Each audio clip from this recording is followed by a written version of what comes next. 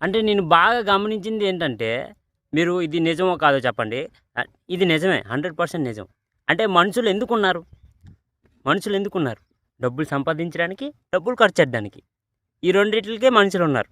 ఇప్పుడు మనం అనుకుందాం, నేను ఈరోజు ఒక రూ. 2 సంపాదించాను. రూ. 2 సంపాదించానా, నెక్స్ట్ అరగంటలో నాకు రూ. 3 ఖర్చవుద్దనమాట. ఎలాగా? అదే అదే ఇది పెద్ద ట్విస్ట్ అనమాట ఇది. ఇప్పుడు నేను రూ. 2 సంపాదిస్తే నెక్స్ట్ అరగంటలో రూ. 3 ఖర్చయిపోద్ది. సరే, ఇది ఒక బ్యాడ్ లక్. మళ్ళీ రేపు లక్ ఏంటంటే, రేపు రూ. 3 సంపాదిస్తాననమాట నేను. అది లక్కే కదా! రూ. 3 ఎంతకన్నా ఈరోజు రూ. 2 సంపాదించావు. మళ్ళీ రేపు రూ. 3 సంపాదించావు. లక్కే కదా! దాని తర్వాత నెక్స్ట్ అరగంటలో రేపేంటవుద్దంటే రూ. 4 ఖర్చయిపోద్దనమాట. అది బ్యాడ్ లక్.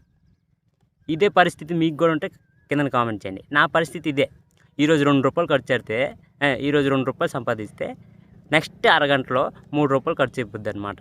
అది నా పరిస్థితి.